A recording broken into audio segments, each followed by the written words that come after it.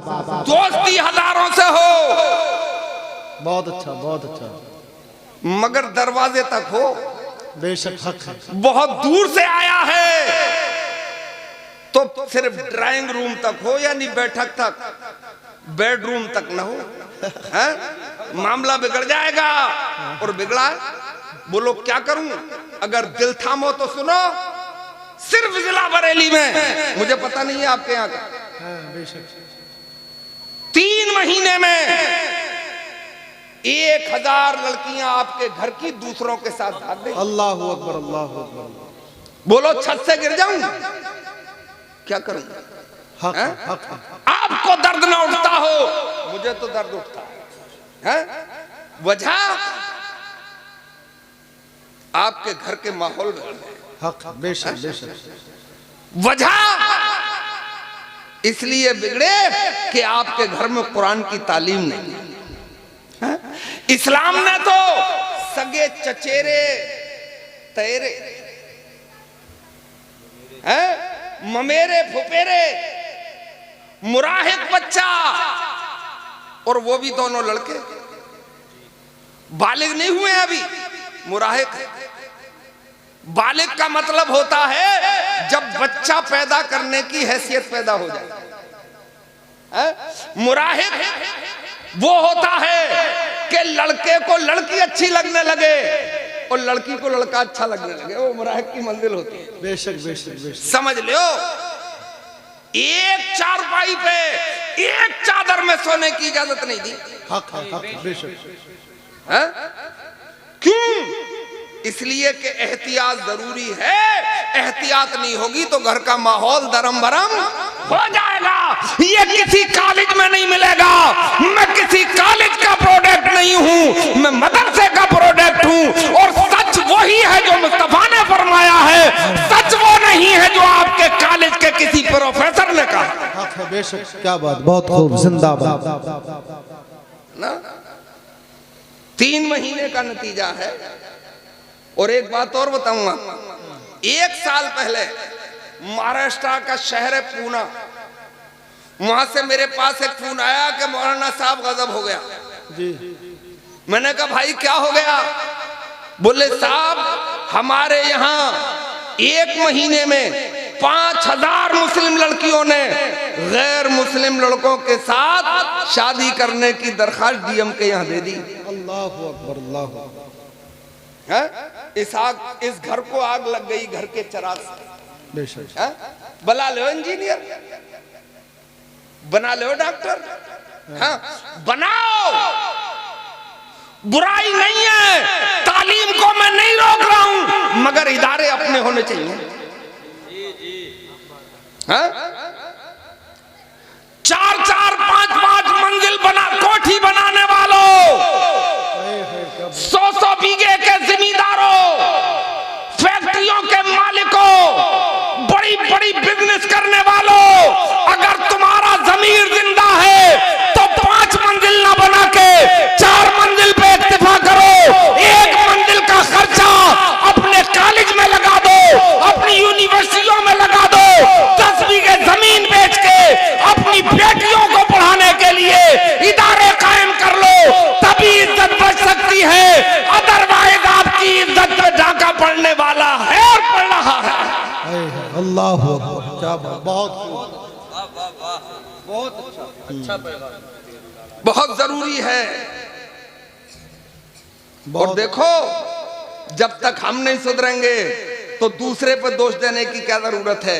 ना इधर उधर की तू बात कर, ये बता के काफिला क्यों लुटा, मुझे रहजनों से गरज नहीं, तेरी रहबरी का सवाल है। वाह वाह वाह, बहुत खूब। तो बात समझ में आ रही है? बहुत खूब, बहुत खूब। हालात बदलेंगे। वैसे मैं खुश हूं आपसे। एक मदरसे की बुनियाद आज से 10 साल पहले रख दी गई, शानदार इमारत और नतीजा भी उम्दा। आज कितने बच्चे? एक है, हो सकता है कल को 10 हो जाए। कुछ करने से कुछ होता है, बगैर किए हुए कभी भी कुछ नहीं होता है। तो मैं अर्ज कर रहा था कि चेहरे का रंग वापस आया, माथे की लकीरें गायब हुई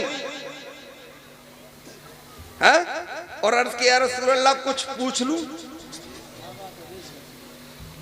तो सरकार ने इधर बच्चों को जरा कूट लियो।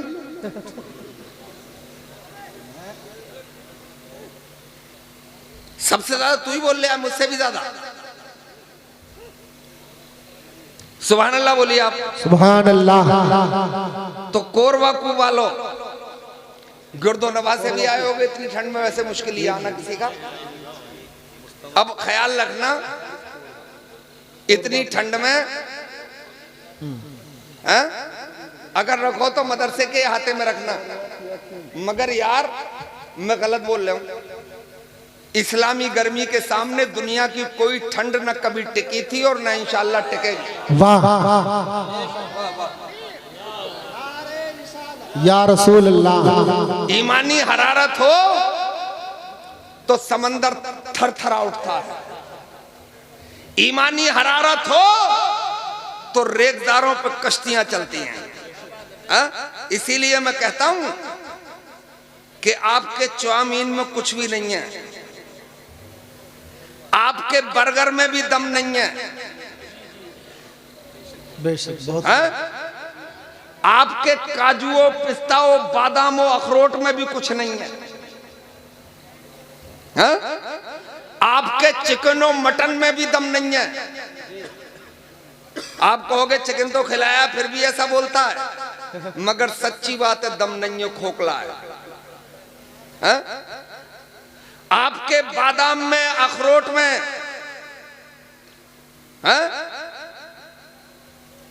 आपके चिलगोजे में भी कुछ नहीं है।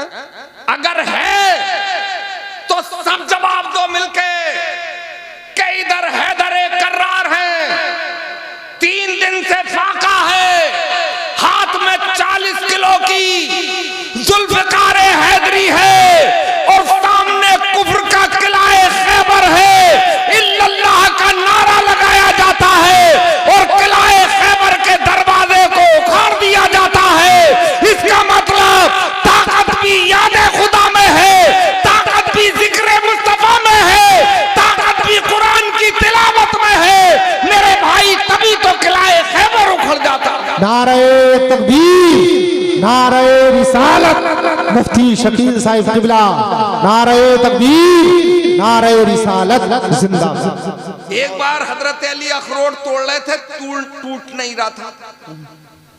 किसी से साथी ने कहा हजरत, बहुत खूब, जिंदाबाद जिंदाबाद, बहुत खूब। किसी साथी ने कहा हजरत ये अखरोट और वो बाबे खैबर, आपने जलाल में इरशाद फरमाया दूसरा कोई खैबर हो तो लिया फिर तोड़ दूंगा।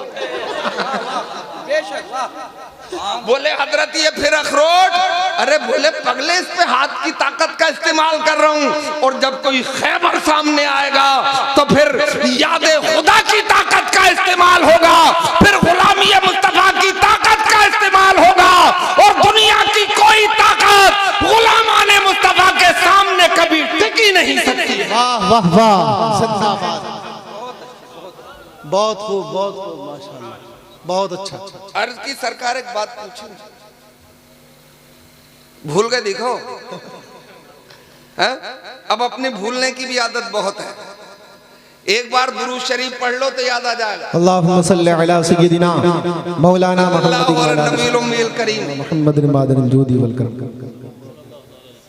कब बात पूछूं? हजरत उमर ने अर्ज किया रसूल अल्लाह कुछ अर्ज करूं?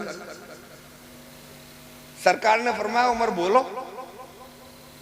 बोले सरकार जैसे जब मुझे मेरे घर वाले, मेरे पड़ोसी, मेरे रिश्तेदार, मेरे अजीज़ो अकारिब मुझे कब्र में तन्हा छोड़कर वापस आ जाएंगे तो मेरा दिल मेरे पास होगा।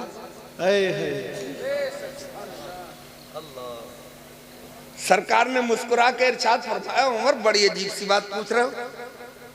बोले सरकार जैसे कहां जाएं, कोई अपना मावा है, कोई अपना मलजा है, कोई अपना दाता है, कोई अपना आका है, सब कुछ तो आप है।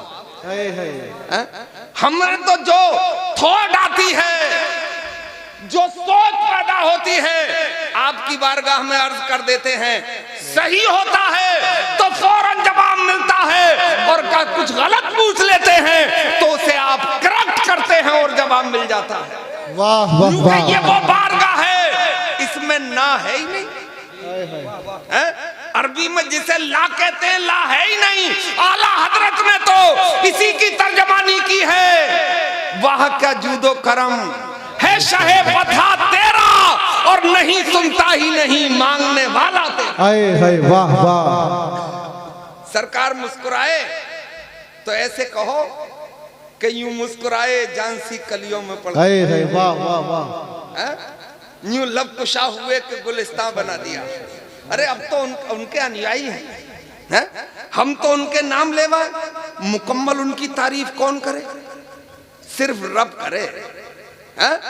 मगर अपना भी तो दिल बहलाना है, अपने दिल को भी तो सुकून पहुंचाना है। भाई मैं तो ये कह के सुकून पहुंचाता हूं, बाकी तुम जानो कि कोई हद है उनके उरूज की।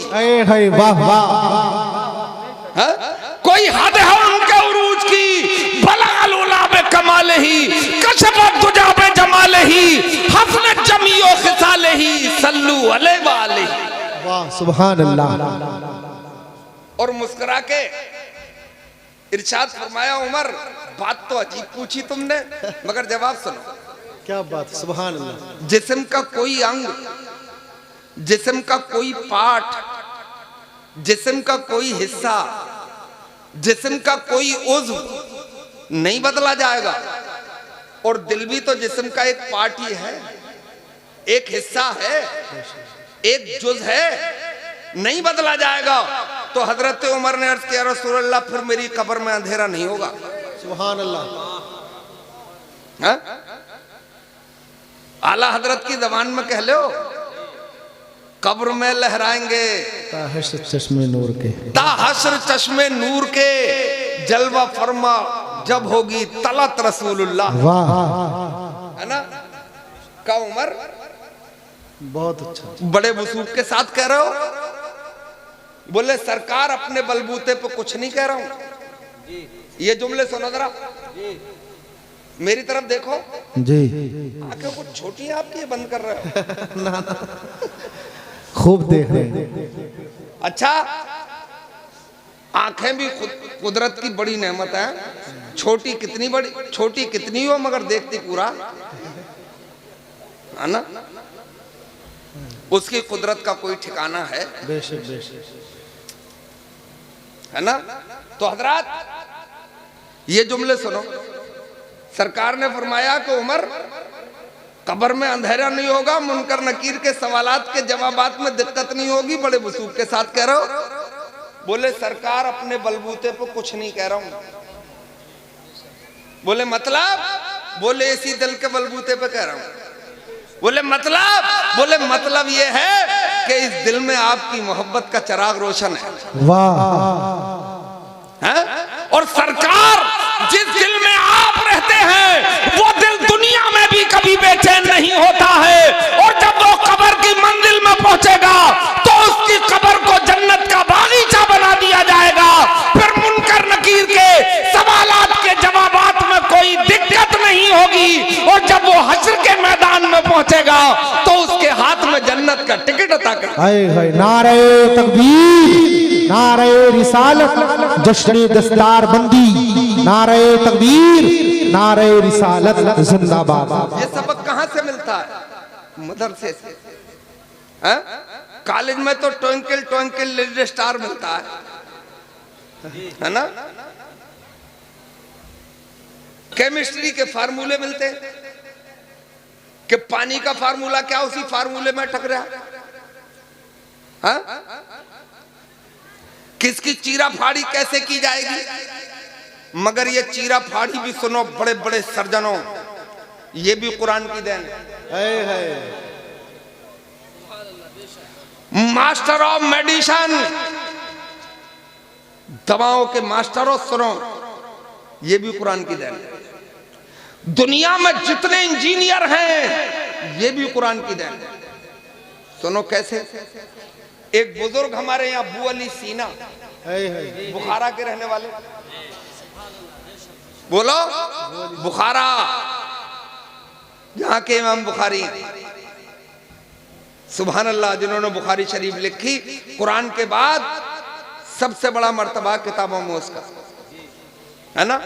उन्होंने एक किताब लिखी अल कानून। क्या नाम था उस राइटर का? अबू अली सीना। उन्होंने किताब लिखी अल कानून। उसके 2 जुज हैं। एक जुज है मेडिकल साइंस पर, दूसरा जुज है इंजीनियरिंग साइंस पर। आप चले जाइए अमेरिका, अमेरिका की राजधानी वाशिंगटन है, वहां की राजधानी के मेजर हॉस्पिटल में जाइए, उसके मेन गेट पे लिखा है ऊपर अल कानून, नीचे लिखा अबू अली सीना। वाह वाह वाह। तो पहला जुज मेडिकल साइंस पर,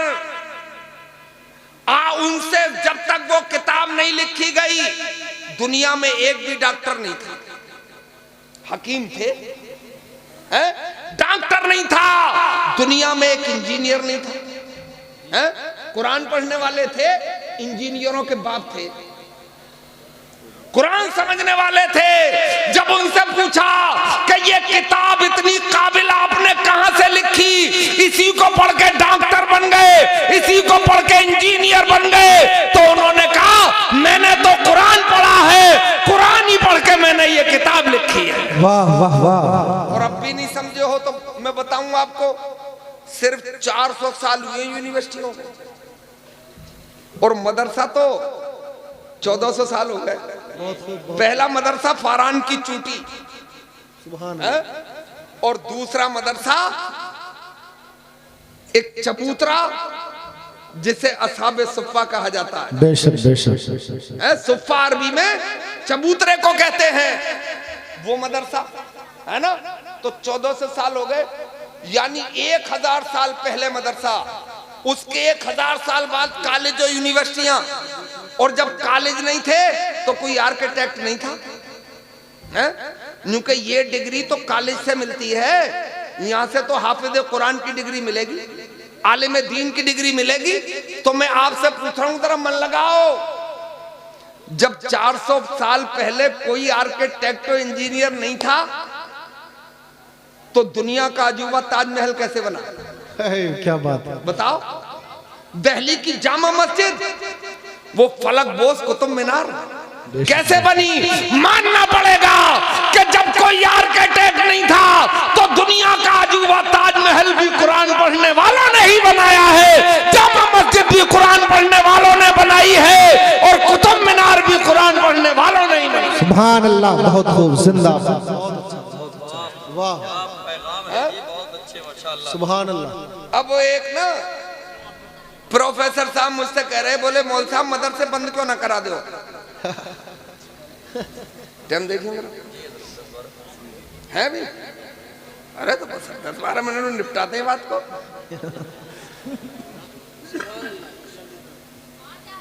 तो एक प्रोफेसर साहब मुझसे कह रहे, मौलाना मदरसे बंद कर दो। मैंने कहा क्यों? बोले कर दो, कुछ कर रहे हो इनमें, हाफिज बना देते हो, पूरी उम्र टिफिन लेकर घूमे, मौलवी बना देते हो, 10,000 रुपए में पूरी उम्र गुजर जाए, है ना। ये वैसे विडंबना है, डबल बेड घर में चाहिए 20,000 वाला जी, उस पे बिछने के लिए डबल बेड की चादर चाहिए 1,000 वाली, इमाम चाहिए 2,000 वाला। जी बहुत। अगर चिकने कपड़े इमाम साहब पहन ले तो पूरी बस्ती की नजर, मोटरसाइकिल चला ले तो बिजली गिर जाए, और अगर कार में आ जाए तो लोगों के मुंह फट जाए, जबकि ये आपका सरदार है, ये आपका रहबर है, अरे ऐसे कोई आपका चीफ जनरल है। पूछना मुस्लिम पर्सनल लॉ में, कानून शरीयत में, कानून शरीयत नामी किताब का नाम कानून शरीयत है, उसके पहले ही हिस्से में सवाल किया गया इमामत कौन करे। जवाब मिला इमामत वो करे जो बहादुर भी हो और सियासतदां भी हो।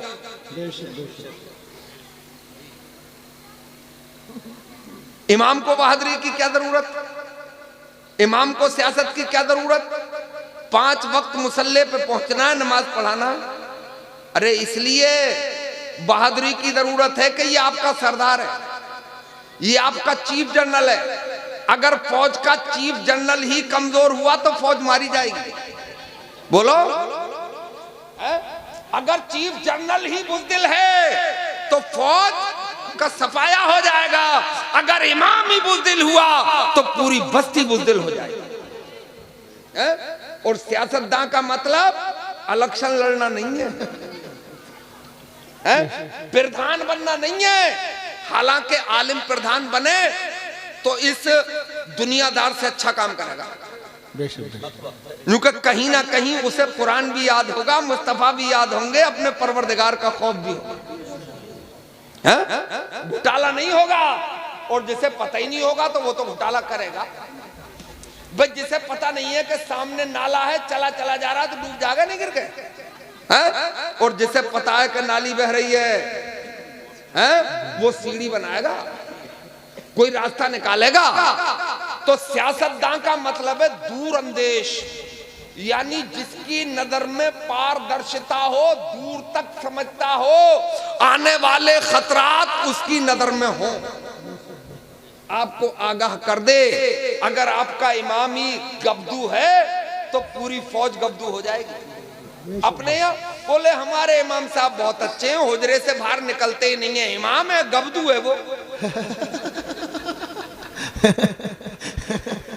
है? इमाम का मतलब बस्ती के एक एक घर पे नजर, किसका बेटा बिगड़ गया है, किसकी बेटी बच्चलन हो रही है, उसकी जिम्मेदारी है। अगर उसे आप इमाम समझते हैं तो वो अपनी जिम्मेदारी निभाएगा।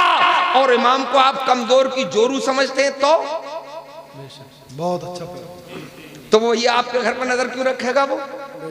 वो तो कमजोर की जोरू समझा जा रहा, जो चाचा छेड़ के चला जा रहा है। जिस बुढ़े की घर पे नहीं चल रही है यही दादागिरी दिखा रहा है, बेशक बेशक बेशक, है ना? तो समझो बेशक बहुत अच्छा। तो वो इमाम वो कह रहे थे हमसे कि मदरसे बंद करा दो। तो मैंने कहा कि प्रोफेसर साहब मरना नहीं है। क्या बात बोल, बोले यार ये कोई बात कहने की है, वो तो ना चाह के भी मरेंगे, मरना कौन चाह रहा है? तो मैंने कहा मरना ही है तो मैं कल को इश्तिहार में ये आपकी खबर निकलवा दूं किसी मशहूर अखबार में कि फला प्रोफेसर साहब का जब देहांत हो तो ना उन्हें नहलाया जाए, ना उन्हें कफनाया जाए, ना उन्हें दफनाया जाए, बल्कि उन्हें टिकटी पे डाल के और 20 क्विंटल सूखी लकड़ियों के बीच में सुहा कर दिया जाए। अब उन्होंने आंखें निकाली, अब वो बहुत नाराज हुए, अब वो घुर्राए और चीख के बोले मौलाना तुम्हें रोटी बहुत लग गई है। जवाब मैं भी दे सकता था कि मुझे रोटी लग गई है तो तुम्हें क्या चावल लग गए, मगर मैंने उनसे कहा, मैंने कहा जब आप इतने नाराज हो रहे हो तो किसी प्रोफेसर को बुलाओ जो आपका साथी हो, जो कॉलेज का प्रोडक्ट हो, और उससे मुझे नमाज जनाजा सुनवाओ। बोले यार वो तो मुझे ही याद नहीं है। जी जी बेशक, बहुत अच्छी बात है। बोले वो तो मुझे ही याद नहीं है। बहुत अच्छी बात। तो मैंने कहा फिर कफन पहनाने का तरीका, गुस्ल का तरीका, अब दांत निकाले, बोले वो तो याद नहीं है। तो मैंने कहा मारे गए, अगर मदरसे बंद हो जाएंगे तो गुस्ल का तरीका कौन बताएगा? बोलो, कफन पहनाने का सलीका कौन सिखाएगा? तुम्हारी नमाज जनाजा कौन पढ़ाएगा? कब्र में उतारते वक्त कौन सी दुआ पढ़ी जाती है कौन पढ़ेगा? मिट्टी देते वक्त क्या पढ़ा जाता है कौन पढ़ेगा? मानो प्रोफेसर साहब के मदरसों की जरूरत है और रहेगी, ये खत्म हो गए तो लोग कलमा पढ़ना भूल जाते। नारे तकबीर, नारे रिसालत, अजमत कुरान, नारे तकबीर, नारे रिसालत जिंदाबाद। तो मदरसों की जरूरत है। मैं मुबारकबाद देता हूं उस बाप को कि जिस बाप के बेटे ने आज अल्लाह के कलाम के 30 पारे हिफ्ज़ किए, सुभान अल्लाह। है ना। मगर एक दुख है, आज कुछ ऐसी रविश चली है कि कुरान को अब सिर्फ रटने का रिवाज ही रह गया है। ये तिलावत का बोले मैंने तो रमजान में 3 कुरान पढ़ लिए, है ना, और कुछ बचा तो ताबीजों में। क्या बात है। ये ताबीजों की भी तो दुकानें खुल गई हैं। लो तमाशा देखो, बोले रूहानी इलाज। अबे तू रूह का इलाज क्या करेगा पाखंडी, तू एक वक्त की नमाज तो पढ़ता नहीं है, हाँ? और ताबीज यलगार है इन औरतों पे, तो क्या लेकर डटा जाए ये तो मैं नहीं कहूंगा, मगर ये इतनी पागल हो गई, इन पे इतने भूत, इतनी परीत, इतने जने कौन कौन परी आ जाती है, किसी पे जिन्न आ जाता है? अच्छा, यहाँ इस कल्लो पे जिन्न आ रहा है और वो अमेरिका की नंगी घूम रही है, उन पे एक भी जिन्न नहीं आ रहा है। और जब ताबीज वाले के पास पहुंच जाओगे तो वो तो कहेगा कि भाई इस पे सवारी आ रही है, इस पे जिन्न आ रहा है, बन्नो बुआ, उन पे तो जादू कर दिया है। ये बन्नो बुआ अपने घर रहने दो उसे, यहाँ क्या करेगी बन्नो बुआ आके। बन्नो बुआ को जरूरत नहीं है कि तेरे ऊपर आएगी, यानी कौन है बन्नो बुआ मुझे पता ही ना है ना। और ये जिन्न विन्न किसी पे नहीं आते हैं, ये सिर्फ अफसाना। ये ताबीज वाले तुम्हें डस रहे हैं, तुम्हें लूट रहे हैं। ये मजहब इस्लाम ताबीजों वाला मजहब नहीं है। ताबीज जायज काम है, मगर बेगुसले सांड के ताबीज से कभी भी कुछ नहीं होगा। ताबीज अगर चाहिए तो किसी अल्लाह वाले से लेना, है ना, बोलो। और मैं बताऊं आपको, ये जादू वादू भी कुछ नहीं है, ये जिन्न बिन्न भी कुछ नहीं है। जिन्न है, मगर जिन्न आपसे ज्यादा ताकतवर नहीं है। तमाम मखलूकात में सबसे आला, सबसे अफजल, सबसे ऊपर अल्लाह ने इंसानों को बनाया है। बेशक बेशक, बोलो, है ना। तो जिन्न आपका कुछ नहीं करेगा। और अगर कोई जादू वादू का असर कोई बता भी रहा है तो उसके ताबीज लेने मत जाना। कुरान में 2 सूरतें, सूरह आखिर की सूरत है सूरह फल्क, सूरह नास। सूरह फलक पढ़िए, सूरह नास पढ़िए, पानी पे दम कीजिए, खुद पीजिए। और जो कह रही है कि मेरे ऊपर जादू हो गया, उसे पढ़ के पिला दीजिए। अल्लाह ने चाहा तो शिफा हो जाएगी। ये कुरान ताबीजों के लिए नहीं है, ये कुरान अमल करने के लिए है। इसे सुबह को उठ के कुरान की तिलावत घर में होना चाहिए। होगी तो बलाएं टलेंगी, आफतें टलेंगी, मुसीबतें दूर होंगी, खुदा की रहमतों का नुज़ूल होगा और ये सब मदरसे से मिलेगा। और मुबारकबाद उन उस्ताद गिरामी को भी जिन्होंने बच्चे को मेहनत और मशक्क़त के साथ अल्लाह के कलाम के 30 पारे हिफ्ज़ कराए। मैं चाहता हूँ हर घर में एक हाफिज, हर घर में आलिम दीन हो, ताकि घर के और भाई और अफराद भी राह रास्त से न भटकें। अल्लाह आपको सलामत रखे, दोनों जहां में सुरखरू फरमाए। इस्लाम जिंदाबाद पाइंदाबाद। मत घबराना कभी भी किसी से, खुदा की शान बहुत बड़ी है। मस्जिद में जाया करो, 5 वक्ता नमाज अदा किया करो। अगर फाइट करने की ताकत नहीं है तो दुआ के लिए अल्लाह ने ज़बान दी है। दुआ से भी काम बन सकता है। अगर आप दिल की गहराइयों से दुआ करोगे, अल्लाह बहुत बड़ा है। मुस्तफ़ा जान रहमत की रहमत हमारे और आपके साथ है। अस्सलामु अलैकुम व रहमतुल्लाह।